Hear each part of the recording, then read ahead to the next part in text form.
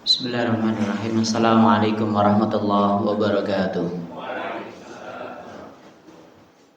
Innal hamdalillah nahmaduhu wa nasta'inuhu wa nastaghfiruhu wa na'udzu billahi min shururi anfusina wa min sayyiati a'malina may yahdihillahu fala mudilla lahu wa may yudlil fala hadiya lahu.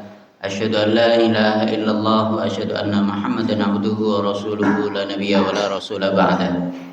Qala Allah Ta'ala fi kitabihil karim, a'udzu billahi minasyaitonir rajim. Ya ayyuhalladzina amanu taqullaha haqqa tuqatih wa la tamutunna illa wa antum muslimun. Allahumma rahmna bil Qur'an, amma ba'du. Jadi ini yang dirahmati oleh Allah. Kita lanjutkan masih membahas tentang dosa besar zina. Ketika Allah Subhanahu wa taala firmankan dalam surat Hijr ayat yang ke-44 yang artinya Jahanam itu memiliki 7 pintu, laha sab'atu abwab likulli babim minhum juz'um magnun, kan gitu kan, dalam surat Hijr. Ketika membahas tentang pintu neraka itu ada 7, Imam Athaq berkata, pintu yang paling hebat panas dan sengatannya dan yang paling busuk baunya adalah pintu yang diperuntukkan bagi para pezina yang berzina setelah mereka tahu keharamannya. Makhul al-Dimashqi berkata, para penghuni neraka mencium bau busuk, lantas berkata, kami belum pernah mencium bau yang lebih busuk dari bau ini. Lantas dijelaskan kepada mereka, itulah bau kemaluan para pezina. Jadi ahli neraka aja terganggu dengan baunya kemaluan pezina. Tadi disebutkan 7 pintu neraka yang paling sangat dahsyat siksaannya itu adalah paling panas, itu adalah pintunya para pezina, untuk para pezina. Naudzubillah min syarri dzalik. Ibnu Zaid, salah seorang imam dalam bidang tafsir, berkata, sesungguhnya bau kemaluan para pezina itu benar-benar menyiksa para penghuni neraka. Neraka wis siksaan, tapi lebih menyiksa lagi ketika ada aroma bau kemaluan pezina. Na'udzubillah min syarri dzalik. Di antara 10 ayat yang diperintahkan oleh Allah kepada Nabi Musa alaihi salam, salah satunya adalah, janganlah kamu mencuri dan jangan pula berzina, sehingga aku menutup wajahku darimu. Jadi kalau ada mencuri atau berzina, Allah nutup wajah dari dia. Jika ini merupakan khitab, kalimatnya untuk dari Allah untuk Nabi Allah, yakni Nabi Musa, lalu bagaimana dengan yang lainnya? Tentunya sama dan lebih dahsyat dari itu. Nabi SAW telah menyampaikan bahwa iblis itu menyebar para tentaranya ke muka bumi, lantas berkata, siapa di antara kalian yang menyesatkan seorang muslim, akan aku kenakan sebuah mahkota di kepalanya. Siapa yang paling besar fitnahnya, paling dekatlah kedudukannya denganku. Salah satu tentaranya menghadap dan berkata, aku terus menggoda si fulan sampai dia menceraikan istrinya. Iblis berkata, yakni pimpinan iblis tadi, aku tidak akan memberikan mahkota sebab pasti nanti ia akan menikah lagi dengan yang lain.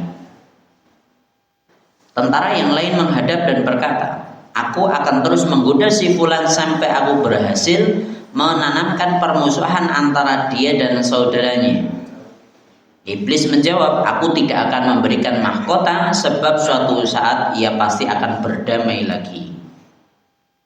Tentara yang lain menghadap dan berkata, aku akan terus menggoda si fulan sampai dia berzina. Iblis berkata, wah bagus sekali ini. Lalu iblis mendekatkan tentaranya itu kepadanya dan meletakkan mahkota di atas kepalanya. Jadi yang dapat mahkota itu yang bisa iblis atau setan, yang bisa mengganggu manusia, ngojok-ojok manusia supaya bisa melakukan zina.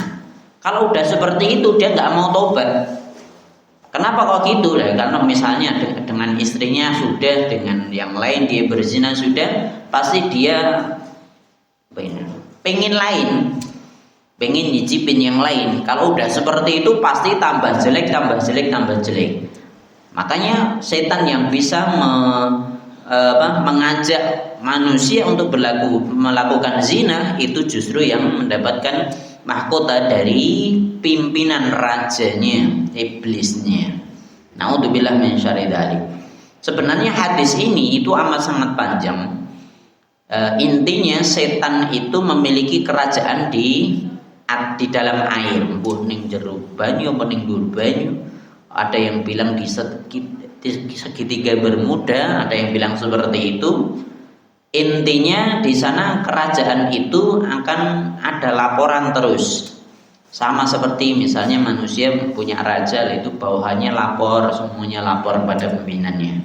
Nah, nanti laporan-laporan ini tentunya hasil mereka mengganggu manusia, menggelincirkan manusia dari ibadah kepada Allah, dan sampai akhirnya mereka bisa masuk ke dalam neraka bareng dengan mereka. Jadi seperti itu. Nah, dia yang dapat mahkota dan kedudukannya dekat dengan setan yang bisa dekat dengan pimpinannya itu bila mana bisa mengajak, menggoda orang lain, menggoda manusia untuk melakukan perbuatan zina ini. Bahkan zina ini juga bisa, kenapa kok dapat mahkota? Karena ini bisa dilakukan oleh orang yang sudah bersuami atau beristri, sama aja. Meskipun dia punya istri, naudzubillah, meskipun dia punya suami, kalau setan sudah bisa ngajak dia untuk melakukan zina, itu pun tetap bisa dia lakukan. Naudzubillah min syarri dzalik. Makanya setan memberi mahkota untuk orang iblis yang seperti ini. Kita berlindung kepada Allah dari keburukan setan dan tentara-tentaranya. Di hadis yang lain dari Anas, Rasulullah SAW pernah bersabda, sesungguhnya iman itu sirbal atau kain panjang yang dipakaikan oleh Allah kepada siapa saja yang dia kehendaki. Apabila seseorang hamba berzina, maka Allah mencabut sirbal itu darinya. Jika bertaubat, dia akan mengembalikannya. Jadi seperti itu, kalau sudah berzina dicabut itu, kalau taubat dikembalikan. Diriwayatkan bahwa Nabi SAW pernah bersabda, wahai sekalian orang-orang Islam, takutlah kalian dari melakukan zina. Sesungguhnya padanya ada 6 ancaman. Jadi ancamannya ada 6, 3 di dunia dan 3 di akhirat. Yang di dunia adalah hilangnya karisma wajah. Wis berzina, karisma wajah hilang. Kedua, pendeknya umur. Ketiga, kefakiran yang berkepanjangan. Ini balasan di dunia, wajahnya, karismanya hilang, umurnya pendek, fakir yang berkepanjangan. Adapun yang di akhirat adalah kemurkaan Allah tabaraka wa ta'ala. Yang kedua, buruknya hisab. Dan yang ketiga, azab neraka. Jadi Allah sudah murka, hisab yang buruk, yang berat, naudzubillah min syarri dzalik, dan azab neraka jahanam. Itu 3 balasan di akhirat. Kaitan dengan hisab sudah saya sampaikan, kalau yang paling cepat tanpa hisab, tanpa azab. Yang mudah itu tetap dihisab, tapi dimudahkan, diampunkan oleh Allah, dimudahkan dalam pengampunan penghisabannya itu. Dan yang susah itu ketika hisab itu dengan hisab yang berat. Kalau hisab yang berat kita tambah susah lagi, tambah lama lagi.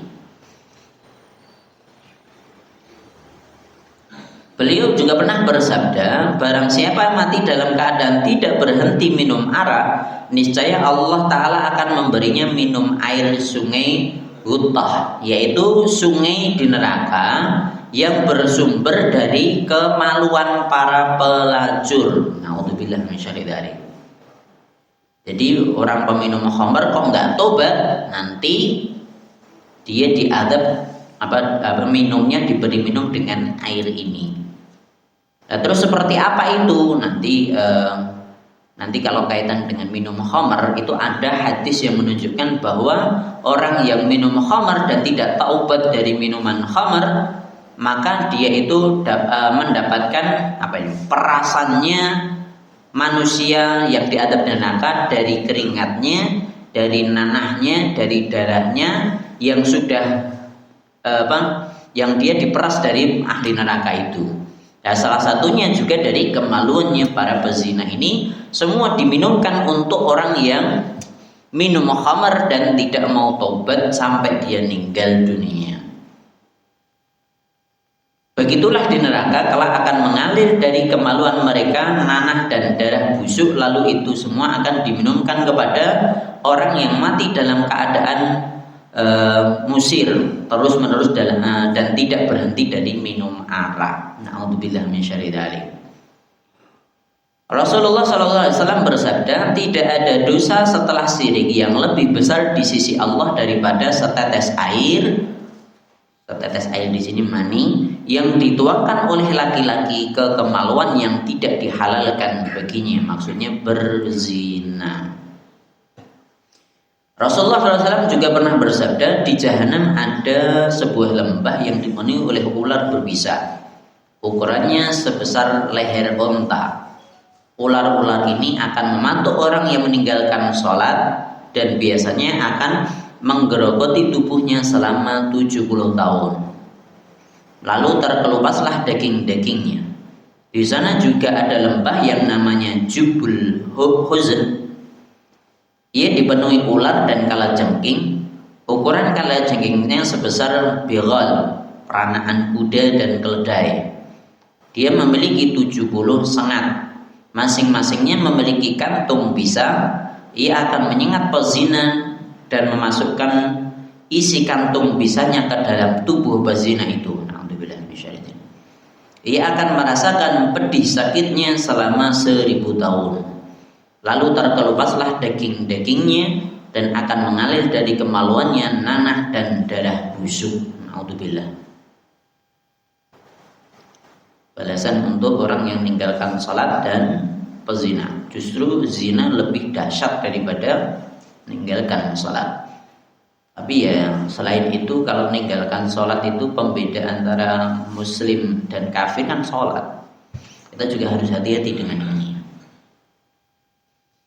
Disebutkan pula bahwa barang siapa berzina dengan seorang wanita yang telah bersuami, maka bagi mereka berdua setengah azab umat ini di dalam kubur. Ketika hari kiamat, Allah akan berikan kepada suaminya berupa kebaikan istri yang berzina tersebut, apabila pelaku yakni zina istri itu tanpa sepengetahuan suaminya. Lagi perhatikan ini. Namun apabila suami mengetahuinya dan mendiamkan saja, maka Allah haramkan bagi suami itu surga, karena Allah telah tuliskan atau tetapkan pada pintu surga itu kamu haram bagi dayyus, yakni laki-laki atau suami yang mengetahui perbuatan keji zina keluarganya, namun dia mendiamkan saja dan tidak menghiraukannya. Jadi misalnya ada suami istri, suaminya nggak tahu istrinya dia zina gitu loh, istrinya zina, sampai mati suaminya nggak tahu. Nanti di akhirat semua kebaikan istri itu diberikan kepada suaminya. Dan istri jelas masuk neraka, dia berzina. Itu kalau syaratnya kalau suami nggak tahu. Kalau suaminya tahu dan dia biarkan, suaminya pun tidak akan masuk ke dalam surganya Allah. Kenapa? Karena surga itu ada tulisannya, surga itu tidak bisa dimasuki oleh dayyus. Dayyus itu apa? Yang seorang kepala rumah tangga laki-laki yang tidak ada rasa cemburunya ketika melihat istrinya melakukan zina atau kesalahan-kesalahan yang lain semuanya. Jadi suami lihat istrinya keluar dari rumah gak pakai jilbab misalnya, gak nutup aurat, atau pakai pakaian yang ketat, dia biarkan, maka laki-laki yang seperti ini jelas masuk neraka, gak akan masuk surga. Makanya sebagai kepala rumah tangga harus diperhatikan baik atau buruknya anak istrinya. Kebaikan harus mereka lakukan, keburukan harus mereka hindari. Kalau tidak, suami pun juga bertanggung jawab atas dirinya, atas keluarganya, semuanya. Karena setiap pemimpin akan dimintai pertanggungjawaban atas kepemimpinannya.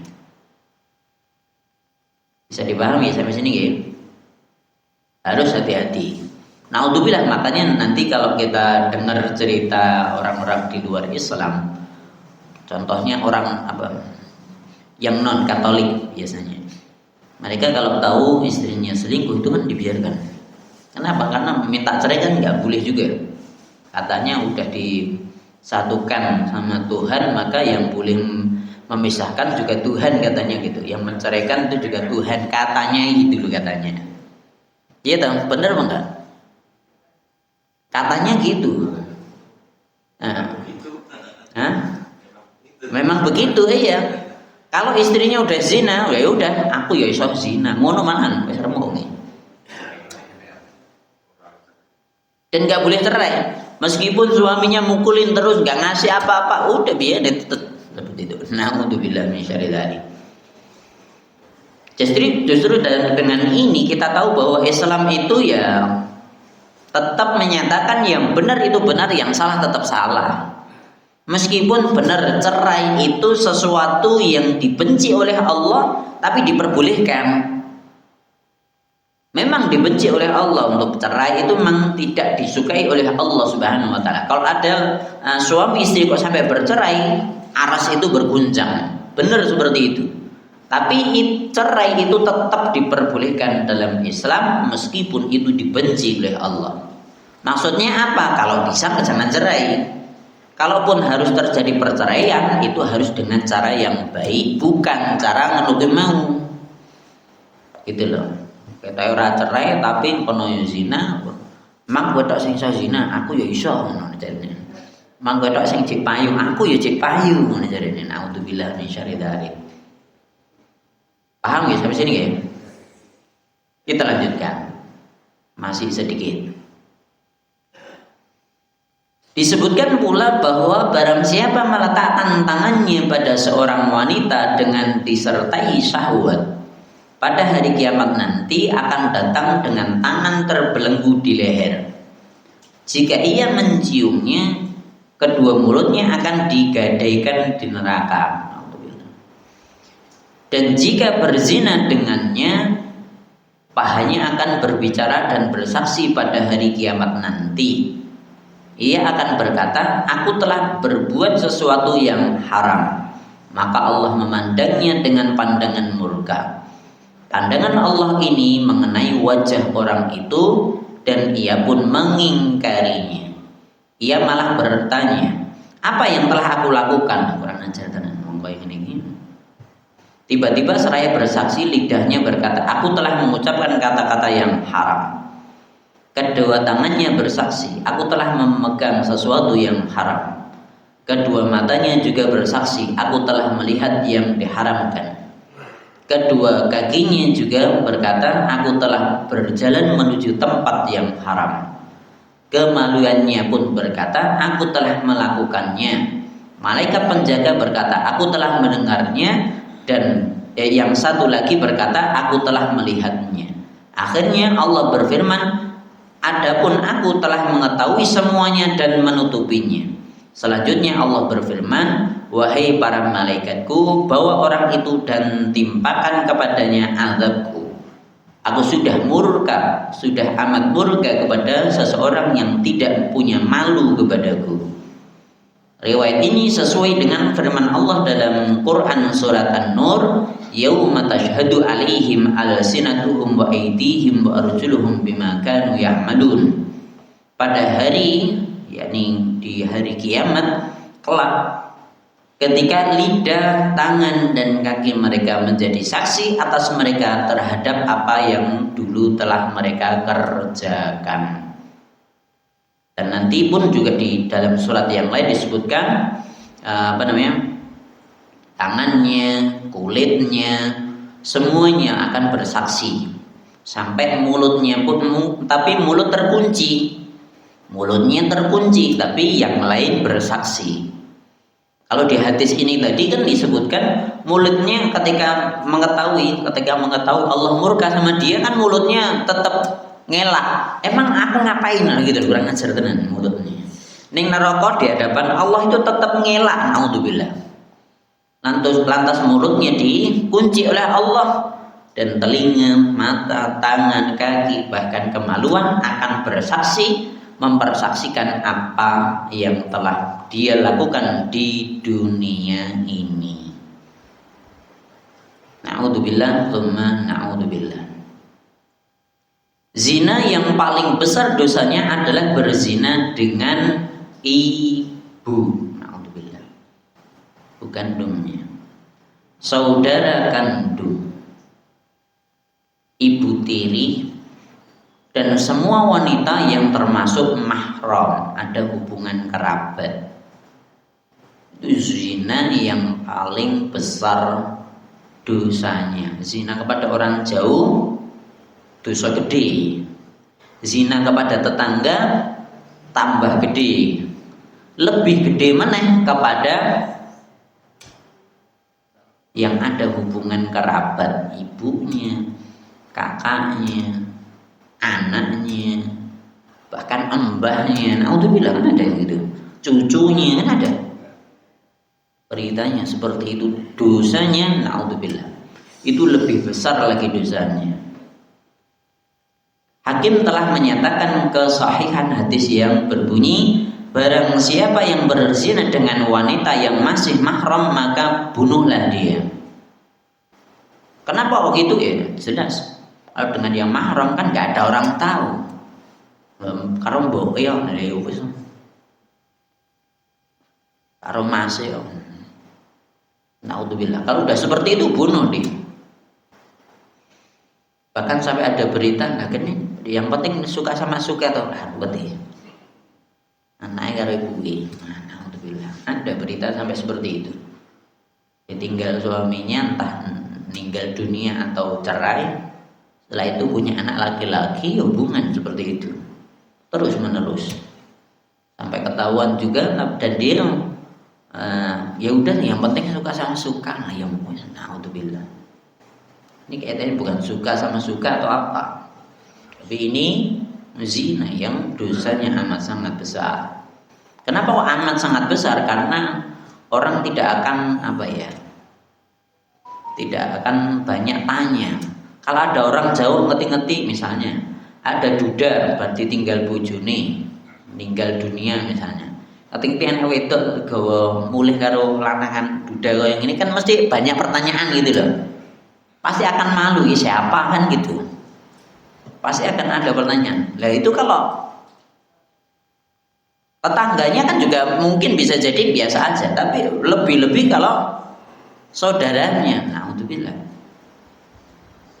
Belum lagi nanti kalau sampai ada berita film yang viral yang sudah saya sampaikan, alhammu al-mautu, ipar itu adalah kematian, yaitu kan di situ.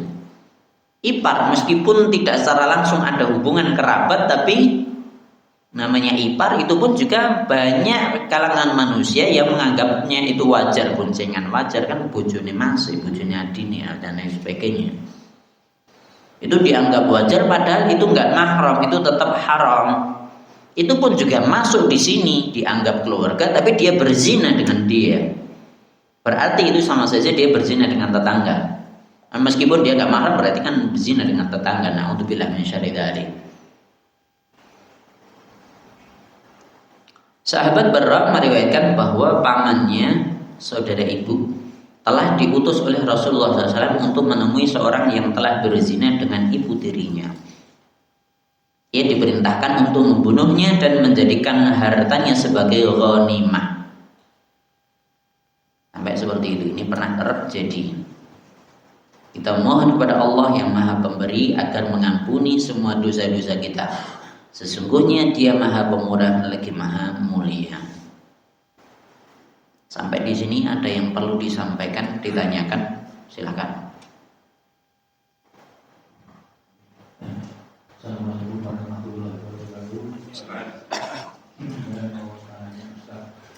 mungkin dulu pernah disampaikan, tapi mungkin saya tidak hadir.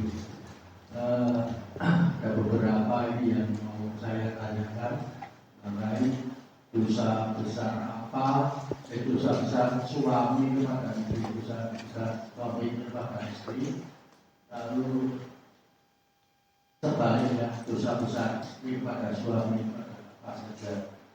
Lalu ada lagi pahala besar apa, pahala besar terbesar apa dari suami ke istri dan sebaliknya itu ke suami. Ada satu lagi, apa hukumnya poliandri? Jadi satu laki-laki dengan dua wanita. Satu wanita dengan dua laki-laki. Itu aja Pak. Terima kasih. Assalamualaikum warahmatullahi wabarakatuh. Waalaikumsalam. Pertanyaannya angel men ya, kurang ngerti. Dosa besar apa yang dilakukan oleh suami untuk istrinya? Apa ya? Ya gini aja, nggak usah kaitan dengan dosa besar atau pahala besar, itu nggak ada kaitannya dengan itu. Intinya semua kewajibanmu jalan, sudah selesai. Semua yang harus kamu hindari, selesai. Itu semua ya. Yaitu semua ya akan masuk di dosa kalau memang maksiat kamu jalankan. Begitu pula sebaliknya, kewajibanmu kok kamu tinggalkan, itu pun juga dosa, sama aja. Sebenarnya semua kembali kepada Quran dan Sunnah, kan gitu kan? Takwa, kembali kepada ketakwaan kepada Allah Subhanahu wa Ta'ala.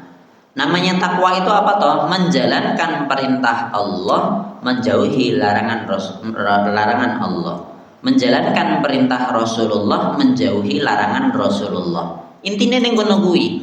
Ini mau kaitan dia dengan Allah, kaitan dia dengan dirinya, kaitan dia dengan orang sekitarnya, sama aja. Udah gitu aja. Yang penting di situ ada perintah jalan, nek ora tok jalan ke dosa. Kudune ngene nafkah atau kayak nafkah, dosa. Kan ngono to. Istri seharusnya taat, nggak taat, dosa. Kan perintah nggak dijalankan, kan gitu.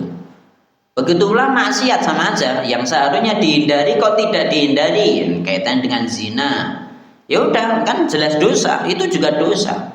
Mau dosa besar ataupun kecil, ya kita harus hindari itu semua. Kita pelajari tentang dosa besar ini supaya apa toh? Supaya kita menghindari hal-hal yang dilarang oleh Allah. Kita menjalankan perintah Allah dengan baik. Udah gitu aja. Ya, dosa besar apa, pahala besar apa, aku bingung. Wis ngono wae. Tambah sedikit ya. Iya. Contohnya, seandainya suami beliin duit, istilah itu tidak terbuka. Jadi duit ini sakit dong. No, 500 itu termasuk. Ya ngono ya. Saya kasih tahu. Istilahnya malah gini, ini jengkelanang. Nah, ini gimana? Saya gini. Saya kasih tahu. Minggu kemarin saya dapat di media sosial ada tulisan gini. Istri-istri zaman sekarang, wanita-wanita zaman sekarang itu banyak melakukan penyimpangan karena ada quote-quote yang melenceng dari syariat. Quote itu apa ya? Intinya omongan-omongan di media sosial yang diharapkan itu ada like dan di-share oleh banyak orang. Contohnya, saya kasih contoh. Apa itu? Harta suami itu adalah harta istri ya harta istri. Pernah maca ngono ki dong. Tapi itu ada benarnya, tapi banyak diselewengkan. Jadi kalau dalam bahasanya ulama itu adalah kalimatul haq yuraddu bihil batil. Apa itu? Itu kalimatnya udah bener. Cuman itu nanti digunakan senjata untuk hal-hal yang keluar dari syariat. Contohnya, harta suami adalah harta istri. Terus ngopo? Terus akhirnya semua harta suami kudu dikeke hartane kepada istrinya. Baru kuwi bojone ketahan bensin kon nuntun. Terima.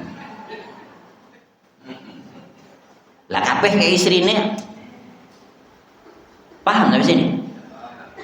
Padahal tidak seperti itu kan? Memang benar hartanya suami, sebenarnya kalimatnya yang tepat itu adalah harta suami itu ada hak untuk istrinya. Ora kabeh keke bojone. Paham nggak sini ya? Kalau ada yang ditutupi misalnya, kalau ada yang ditutupi atau misalnya suami ngasih gaji untuk ibunya, boleh nggak?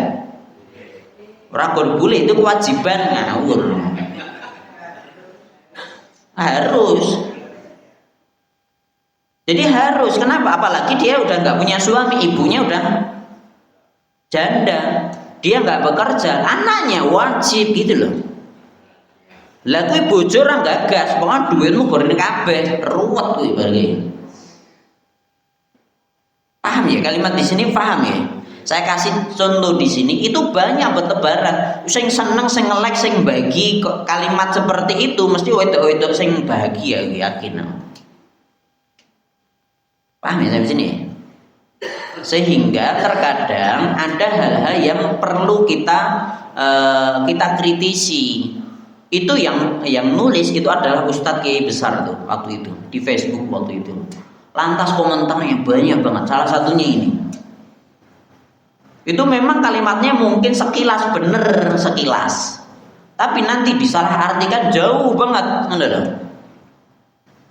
Paham ya sampai sini kayak?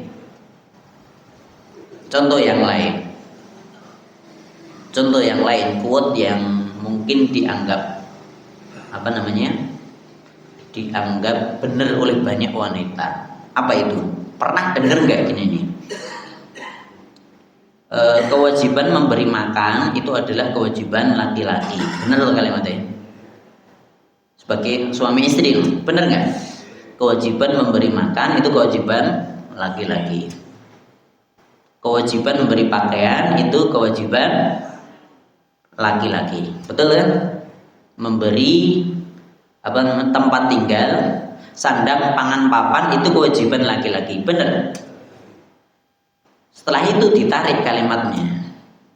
Tariknya bagaimana? Berarti kan kewajibannya laki-laki yang ngasih makan. Kudune sing ngasih makan laki-laki. Akhirnya sing wedok gak masak. Akhirnya kewajiban masak ya laki-laki, kan kewajiban ngemangan. Wah, bener. Pernah dengar kalimat seperti itu?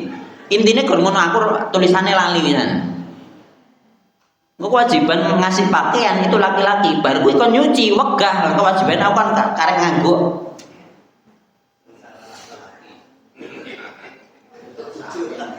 Paham ya sini ya? Dan aku di bojo kono pekat ae gitu. Gaton. Golek liyo lah ngapain? Betul nggak Pak? Dan itu biasanya ditarik, akhirnya wanita-wanita atau istri-istri itu nanti akhirnya durhaka sama suaminya. Kalimatnya awalnya mau bener, kewajiban memberi makan itu kewajiban suami bener, tapi baru kuwi ora gelem masak ruwet. Akhirnya apalagi zaman sekarang GoFood, ruwet ya. GoFood ya ora apa-apa nek duwite. Nah, duit cepet. Kon masak wegah terus piye? Wah, suami enggak memperhatikan istrinya. Wah, ruwet iki. Paham ya sampai sini? Benar nggak ini perkataannya pernah dengar nggak di media sosial seperti itu ada? Itu ada. Ya kecuali jenengan wis turah duit, GoFood bentino bebas. Wis ra ndek tanggungan anak, ra ndek tanggungan wis sekolah anak wis lulus kabeh, wis mentas kabeh. Jenengan karek leyeh-leyeh GoFood bebas, kakan duit wis ana. Lah duit cepet, mangan Dinggo masake sok ana seorang ngono cek jaluke GoFood wah ruwet iki. Paham ya sampai sini ya? Cukup bisa dipaham sampai sini? Bisa terjawab pertanyaannya? Terus yang kedua tadi apa? Poliandri itu haram. Poliandri itu haram. Sekarang gini, tanya kepada tabiat perempuan. Tabiat perempuan itu hatinya atau kecintaannya itu untuk laki-laki, satu laki-laki dong. Tanya perempuan. Tanya kepada hati perempuan. Hati cintanya itu cuma untuk satu laki-laki, nggak bisa lebih. Beda dengan laki-laki. Aku ngomong bloko. Makanya kenapa kok boleh, kenapa kok nggak boleh itu di sini loh. Karena tabiatnya beda. Kalau laki-laki warwa piro bebas. Iso loh sampai 4. Kalau dalam Islam kan ada batasnya 4. Jane umpama oleh kabeh dipek.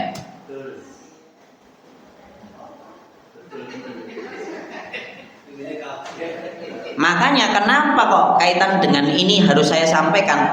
Makanya nanti kaitan dengan surga itu iming-imingannya untuk laki-laki bidadari sebanyak 70 dan seterusnya. Itu iming-iming untuk laki-laki. Sing perempuan lah aku sesuk piye ngono mikirin.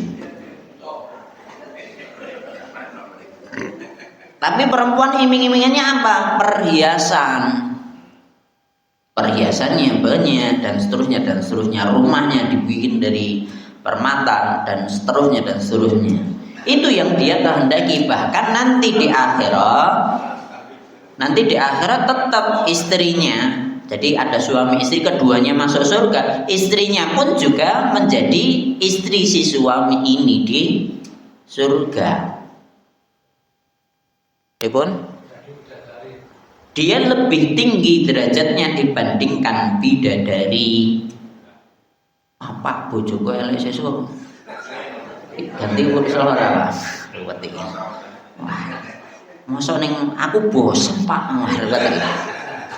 Ruwet iki.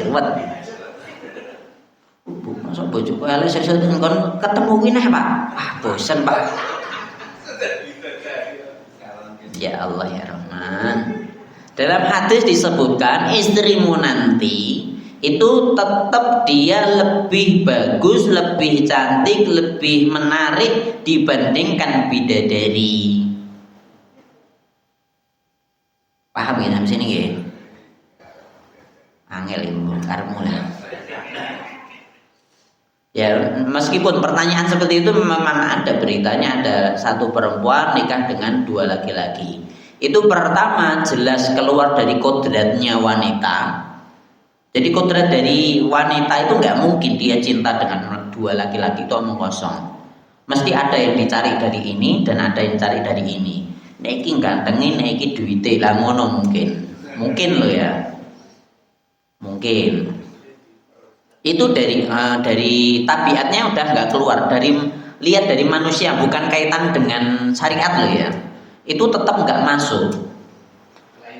Kelainan gitu loh. Terus selanjutnya yang kedua, kenapa kok nggak boleh poliandri? Karena nek anak sopo, nasabnya hilang gitu loh. Misalnya gentian, lah terus anaknya sopo?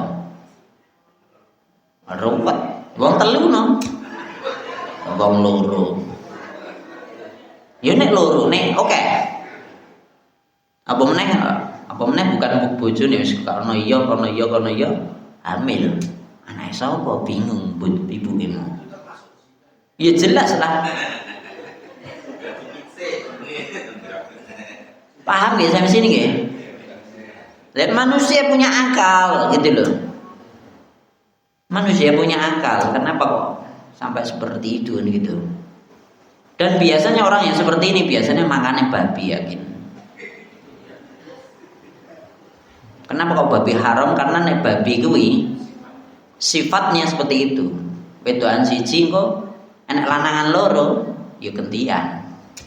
Nunggu nek wedhus kan teladung nah pitik entarung se.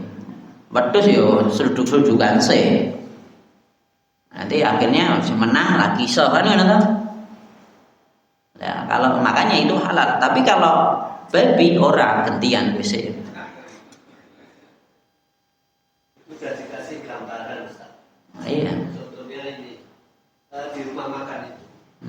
Itu buat teh manis itu 5 atau 3. Itu sendoknya 1. Ngono ya? Iya. Ora paham. Tapi kan kayak 1 sendoknya 2 kan cukup. Oh ngono ya? Oh, paham. Lagi paham nih. Bisa dipahami ya sampai sini guys. Barangkali yang lain, monggo silakan. Ini yang pertama saudara Juhani. Yang saya tanyakan Jumat yang lalu itu tentang pensiunan dan komunikasi. Ternyata berubahnya kan tidak mengapa, tidak berdosa. Berarti selama ini saya ini kan setuju dengan orang tersebut. Dan yang saya lakukan apakah saya harus meminta maaf atau hanya beristighfar kepada Allah? Kalau dia tahu jenengan melakukan itu, jenengan harus minta maaf. Tapi kalau nggak tahu, segera minta ampun sama Allah.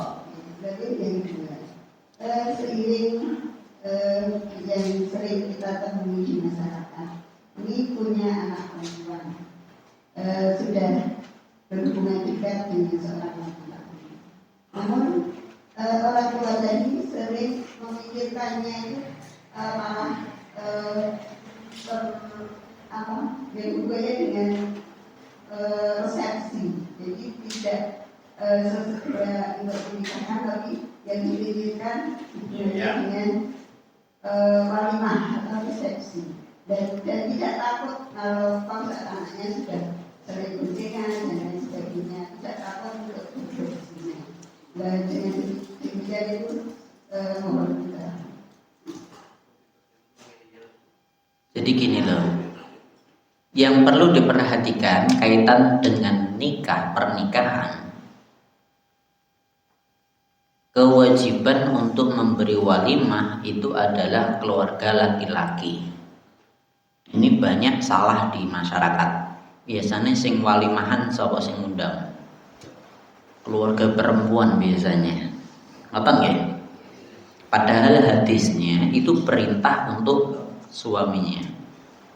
Aulim walau bisyatin itu perintah untuk suami.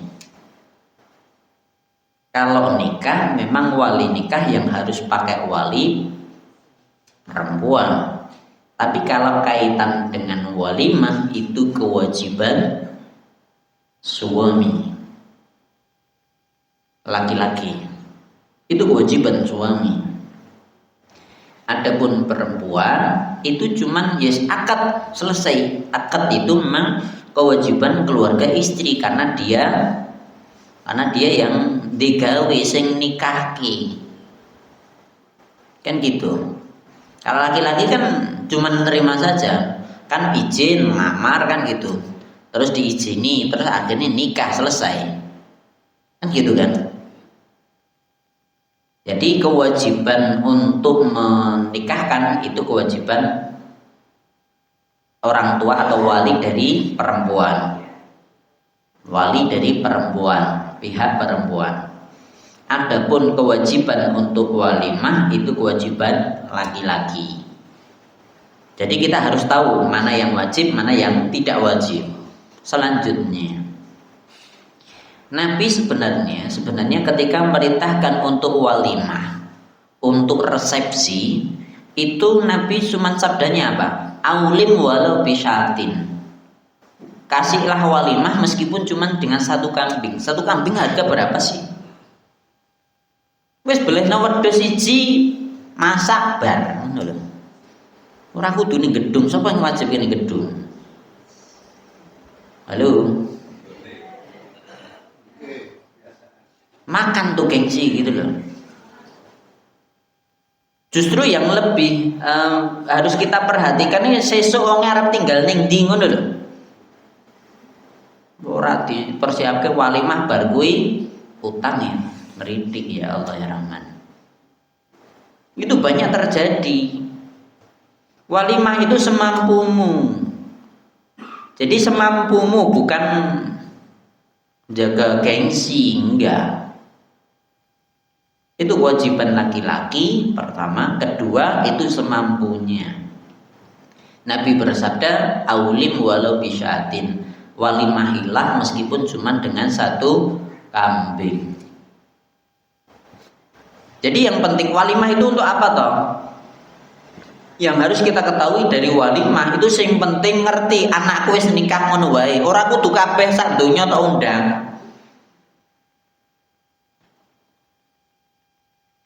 Ngono lho nek. Apa meneh nek anake siji lha kuwi mikir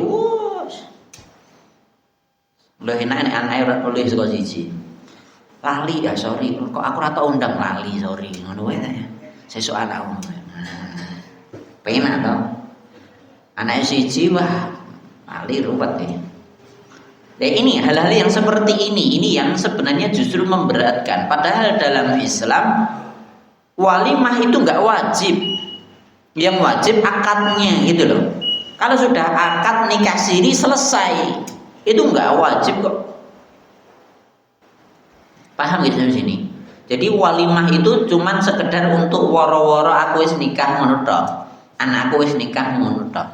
Sehingga woro-woro iki gen ngopo? Gen sesuk nek wonge boncengan ngerti kancane dhewe, ngerti kancane pake, wis ngerti oke wis nikah ngono tok wis. Aslinya gur kuwi, tapi faktanya sekarang itu justru yang dipikirkan walimah piye, ora gagas sesuk tinggalin ning endi. Sajane ora penting ndak utah nikah ning gedung entek 100 juta muncul ya. Padahal kuwi duit semono kuwi nggo modal hidup dia itu lebih manfaat gitu loh. Paham ya sampai sini ya? Sebenarnya dalam Islam nikah itu harus dipermudah. Supaya apa? Supaya zina itu ditutup kemungkinannya. Jadi ini yang perlu diperhatikan. Dan nikah lebih baik. Jadi dia udah dekat, nikahkan aja selesai. Walimah nek mampu, ra mampu ya wis. Itu kewajiban laki-laki, harus diwalimahi monggo, ora diwalimahi ora dosa. Sing wajib nikahi. Akadnya tadi selesai. Atau misalnya akad nih KUA bayar biro sak yuta ada paling 600, tapi hasilnya gratis loh.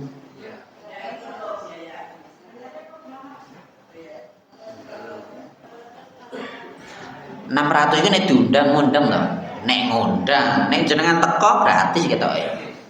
Nah ngono loh. Sajane gratis. Kok ngerti to Pak aku mbien nikah kayak KUA. Sebenarnya dicatat toh gratis kuwi. Nikah ning KUA gratis kecuali tok undang. Pemene dino Minggu saya larang. Satu Minggu larang. Nah aku mbien nikah Jumat to ning KUA gratis wis. Weh, terkadang wong mikire kudu ning omah, sapa nguduk ning omah. Nah, terus misalnya bernikah pergi langsung wong 100 wong piro. Rumah makan masuk semua makan wis. Entek piro iki. Wong 100 saiki nek sak wong 30.000 apa 50.000 mang yuto bar. Rasa mikir sapa kudu foto-foto. Sak sertifikasi nutup dari ini kira. Tul ya. Sing wajibke kudu ning gedung sapa? Kan diundangke apa jenenge warung makan wis. Aku warung makan kene KI MMT paling piro 200.000 paling MMT ngono. Iya ta, ngono. Asa ngelangel. Jane saiki urip iki gampang tapi gaya angel karo wong-wong ku lho. Cukup nggih sampai sini nggih? Ya, orang tua pun juga harus belajar. Makanya harus kaitan tadi megang wanita itu dosa. Jabat tangan apa meneh goncengan, ya bukan mahram tentunya.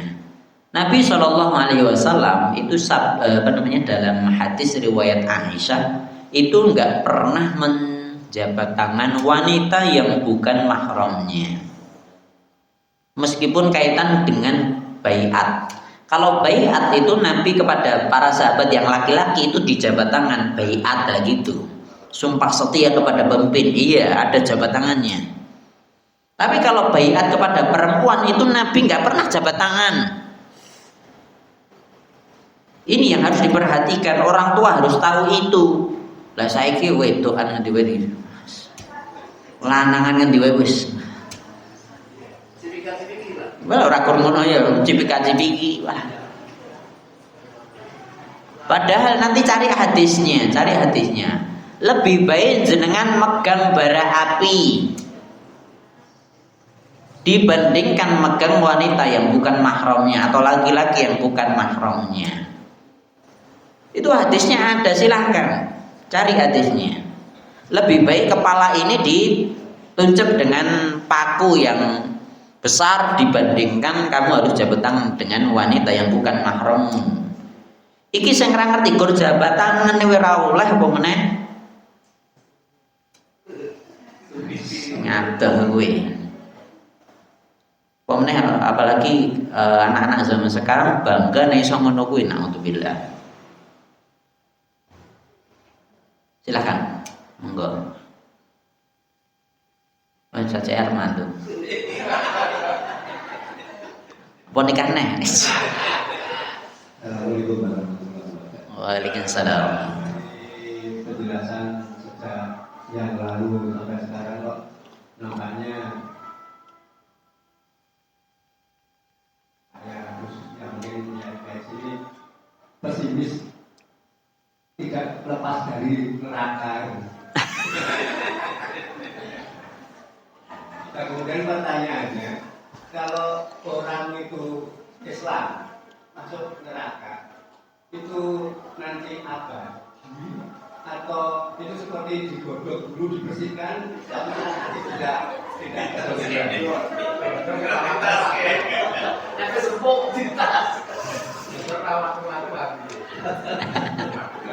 kemudian satu lagi, karena saya pernah dengar tapi agak kurang jelas, orang setelah mati kemudian ke neraka atau ke surga itu sukma itu atau fisik macam ini? Halo dulu. Pertanyaannya berat ya. Gini. Makanya kenapa kok saya harus nyampaikan dosa-dosa besar supaya kita takut dengan neraka gitu loh. Makanya supaya kita takut, bukan berarti aku wis jelas neraka, tapi baru kita lakoni nek lah kuwi jenenge apa jenenge? Melakukan maksiat tok sengaja jenenge. Kalau yang lalu biarlah berlalu, jenengan segera taubat toh kalau kaitan dengan yang lalu itu. Sekarang setelah kita bahas tentang dosa-dosa besar ini, kesalahan-kesalahan yang lalu itu jangan dilanjutkan. Jadi seperti itu, ini yang perlu diperhatikan. Kaitan tadi jabat tangan itu yang sering terjadi ketika halal bihalal wis ngono kuwi. Pengene 00, pengene diampuni dosane, pengene saling maafkan, tapi baru salaman meneh dosa meneh. Ngono, sampai sini paham? Sesuatu halal bihalal kalau bukan mahram, nggak perlu jabat tangan, kuwi dulurmu ya dulur ra apa-apa. Tapi kalau nggak boleh salaman, ya ojo salaman. Ini yang perlu diperhatikan. Jadi seperti itu. Dosa-dosa yang pernah lalu semoga diampuni. Kita segera taubat. Tapi setelah kita tahu itu, kita hindari semuanya. Jadi ini yang perlu diperhatikan, bukan berarti wah jelas sesuk neraka. Lah nek ngono bar kuwi terus tak lanjutke meneh, tambah jero nerakamu.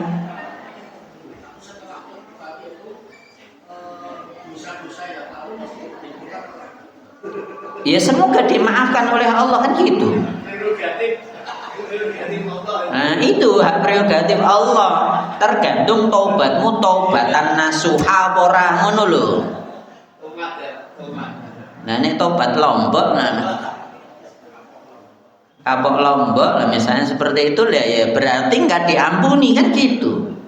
Jadi nggak usah pesimis. Nggak usah pesimis, yang penting kita Tapi aja ngentengke bar kuwi maksiat meneh. Surga-surga ngono. Ya surga-surga insyaallah harapan kita mintanya surga. Kalau jabatan itu termasuk bisa besar atau kecil? Kecil gitu. Lah ngene lho. Kadang-kadang sulit apa dengan ibu-ibu yang terhormat itu dia selamat kan sulit. Allah harap terhormat sehormat apapun dia.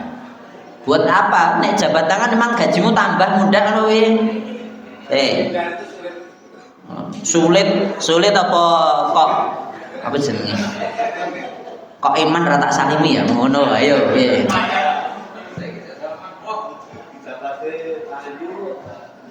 Ya, justru itu pun juga saya terjadi pada diri saya.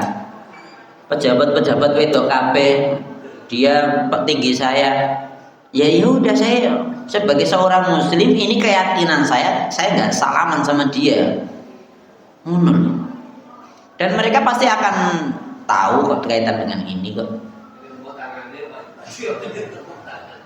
Nah, selain itu, apalagi saya murid saya cinom-nom ayu-ayu lho coba sing wedok-wedok. Jane ya sesuai dengan hawa nafsu salaman wae ngono ya. Tapi kan itu dosa, saya nggak mungkin salaman sama dia gitu loh. Jadi perzinaan itu terjadi karena ada hal-hal yang dianggap biasa padahal itu dosa gitu loh. Kaitan dengan jabat tangan dosanya gede apa cilik? Lah kan larangannya jangan kamu deketi zina. Deketi zina itu dimulai dari jabat tangan, dimulai dari omongan, dimulai dari melihat, dimulai dari telinga. Kan hadisnya udah saya bacakan, zinanya telinga dengar, zinanya mata melihat, zinanya mulut ngomong atau ciuman, zinanya tangan megang. Megangnya jabat tangan apa ngelus apa liyane orang ngerti ibu. Ojo golek celah kaitan dengan ini. Kaitan dengan ini ojo. Aduh cok cilik ora apa-apa banget iki. Sesuk tobat dia nek tekan sesuk kan masalahnya kan ngono. Naudzubillah min syarri dzalik. Ini yang perlu diperhatikan. Terus yang disiksa itu ruhnya atau jasadnya? Ya jasadnya. Jelas jasadnya kan disebutkan. Siksaan yang paling ringan itu yang menimpa pamannya Nabi Abu Thalib namanya. Itu udah membantu banyak Nabi SAW. Cuman dia tidak mau masuk Islam di akhir hayatnya. Nabi bilang kamu ucapin la ilaha illallah Muhammadur Rasulullah tak jamin mau surga ngono. Dia nggak mau, akhirnya tetap meninggal dalam keadaan musyrik, masuk neraka. Siksaannya paling ringan. Paling ringan itu apa? Dia nginjek bara api uteke umum. Lah kuwi jasad apa ruhi? Kan gitu toh. Itu berarti jasadnya ya kita merasakan secara langsung, nggak cuman rohnya saja, semuanya akan dikembalikan. Bahkan manusia dikuburkan hancur lebur kan kabeh sesuk balik. Kok balik piye? Gampang bagi Allah turunkan hujan, tumbuh manusia. Biasanya turun hujan sebelumnya tanahnya kering kan berubah jadi suket-suketan, kabeh jadi tumbuh. Sadunge akeh tok apa-apa ngerti-ngerti enek jagung, enek suket dan seterusnya. Aduh nyebar winih ngono ora gagas ngerti kok ya tukul ya ngono lho. Orang ngerti ning ngono enek apa. Sama seperti manusia yang sebelumnya dikubur habis semua, itu nanti juga akan tumbuh kembali jadi manusia. Jadi seperti itu, yang diadab atau yang masuk surga ya jasad kita ini. Meskipun ketoke ora cebol-cebol ngene iki lah. Sesuk ora cebol-cebol tur ora tuwa. Kabeh enom, sing mlebu surga reneng sing tuwa, reneng sing kriput ono reneng. Semuanya muda. Silakan. Ipar itu adik ipar itu apa ya termasuk bukan mahram? Bukan mahram. Itu juga enggak boleh jabatan. Enggak boleh.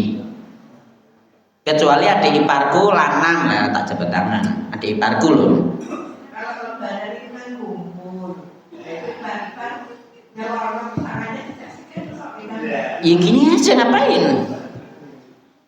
Paham ya? Gini, ipar itu jelas seumuran gitu ya. Sama. Nanti juga misalnya Aman, adik dari bapak saya itu laki. Dia punya istri. Saya sejak kecil nggak pernah salaman sama dia. Bakdo ya gur ngene tok wis. Yang ngapunten, selamat Riyati. Ya gur ngono kuwi tok. Itu padahal bibi saya kan itu. Tapi saya nggak mahram sama dia. Bapak saya juga nggak akan jabat tangan dia. Saudara ya saudara, ngerti ya ngerti, podo-podo ngerti. Dan itu harus dimulai dari semuanya, sak keluarga kompak ngono bar kuwi nak manut kabeh. Kompak dari bapak saya seperti itu, ibu saya juga seperti itu, saya anak-anaknya juga seperti itu. Kalau nggak mahram nggak mungkin saya salamin. Ponakan, apalagi keponakan, jadi sepupu misalnya gitu ya, itu nggak mahram kecuali saya jabat tangan yang laki aja. Kalau saya keponakan itu anak paman saya, anak bibi saya, itu kalau perempuan nggak mungkin saya salamin. Anak, oh itu keponakan, anak adik saya itu mahram. Misalnya adik bapak saya itu perempuan, lah dia jabat tangan saya boleh, tapi yang istrinya istri dari adik bapak saya, istrinya adik bapak laki-laki, istrinya itu nggak mungkin salaman saya. Itu kan bukan mahram, jauh dia. Yang mahram itu yang sejalan, sedarah. Paham ya sampai sini nggih? Ponakan kalau enggak sedarah enggak mahram, meskipun dia ponakan bener, tapi dia enggak sedarah. Paham nggih? Yang lain. Nah, ini kaitan dengan keluarga memang harus hati-hati, meskipun keluarga tidak semua sosor. Nah, hampir Maret, April lagi ya. Nah, betul. Ini yang sering terjadi. Pun sampun? Cukup? Ya, kembali lagi. Dulu di awal kaitan dengan zina udah saya sampaikan. Zina itu haram, nikah itu halal. Kalau pengen keluarga kita, masyarakat kita terhindar dari zina, mudahkan untuk nikahnya.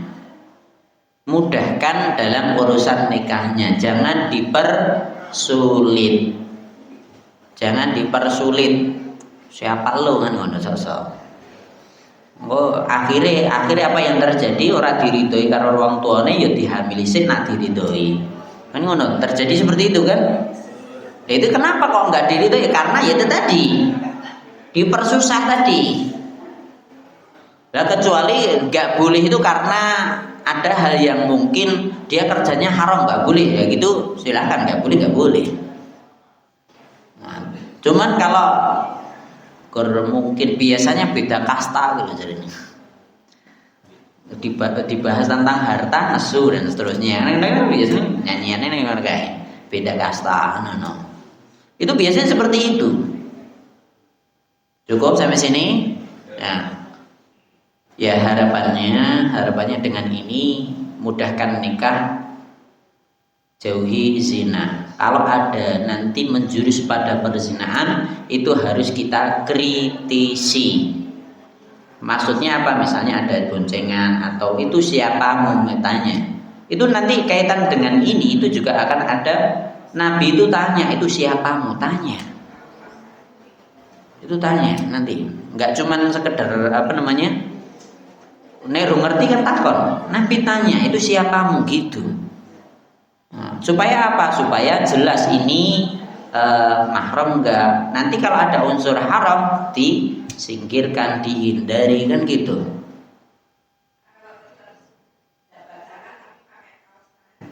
sama aja.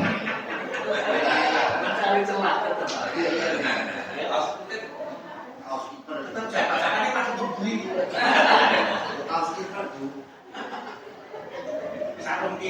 Ngene wae. Nek neng film-film Korea lho. Nek ije cilik minum arak kuwi kudu ngene nutup ngene iki. Aturane ning film-film iki lho jadene ngono kuwi. Kecuali nek wis dewasa dia udah kerja sendiri minum sak-sake kan ngono to. Tapi nek cah cilik ngombe dijak ngombe. Nek arep ngombe kudu ngene iki. Aturane ngono kuwi jarene ngono lho. Emang terus halal? Ya haram ngawure. Meskipun dia punya malu. Zina kan ya terang-terangan, dia ya malu delik sih ngono toh. Emang terus halal? Enggak ada kaitannya di sini.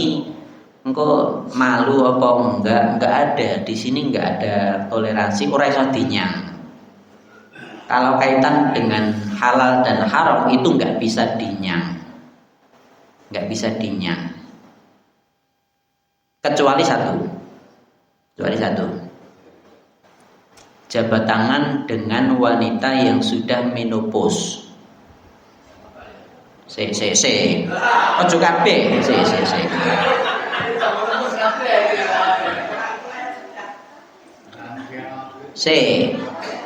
Ini yang dulu pernah ditanyakan sama Pak siapa nih? Yang di luar? Itu ditanyakan, maksudnya piye to Pak? Jabat tangan dengan wanita yang menopause. Itu ayatnya surat An-Nur itu, ditanyakan itu. Boleh enggak jabat tangan dengan wanita yang seperti itu? Ulama tetap mayoritas mengharamkan. Tapi yaitu tadi kecuali dia sudah pertama menopause, kedua tidak ada syahwat kepada laki-laki, sudah tidak ada syahwat sama sekali. Bahkan kalaupun laki-laki jabat tangan dia pun juga nggak akan bersyahwat sama dia. Kalaupun dia buka jilbab, dia nggak ada syahwat untuk sama dia. Angel ya. Bahkan kalau bisa dia pun juga lebih baik kalau dia tetap menutup aurat. Ini kaitan dengan wanita. Wanita dia udah menopause, udah tua, sudah nggak dandan. Nih dandan berarti masih nggak boleh. Nih dandan, ije bengesan, ije bedaan itu ora oleh. Paman kuwi berarti ije enek grenge kuwi. Grenge ije ono. Nek ije enek grenge kuwi ora oleh. Kecuali dia udah misalnya wis ora iso greng ya ora, dandan ya ora, pengen dilihat cantik oleh laki-laki di luar ya ora. Udah seperti itu, maka ada yang membolehkan. Ada yang membolehkan meskipun yang tetap lebih baik dia menjaga tetepan. Itu pun minoritas ulama yang membolehkan jabat tangan dan membuka jilbab tadi. Terus selain itu juga tidak berdandan, selain berdandan tidak pakai perhiasan. Wis ora gagas nganggo kalung apa ora, nganggo anting apa ora, nganggo cincin apa ora gagas kuwi. Wis Mbah Buyut wis. Nek ije nganggo perhiasan berarti kuwi ije enek. Ije enek apa? Grenge yo mau grenge ije ono. Itu enggak boleh. Sampai sini paham nggih?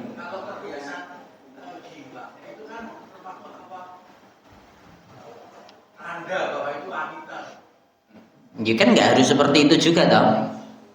Jadi dosennya harus ada wanita toh.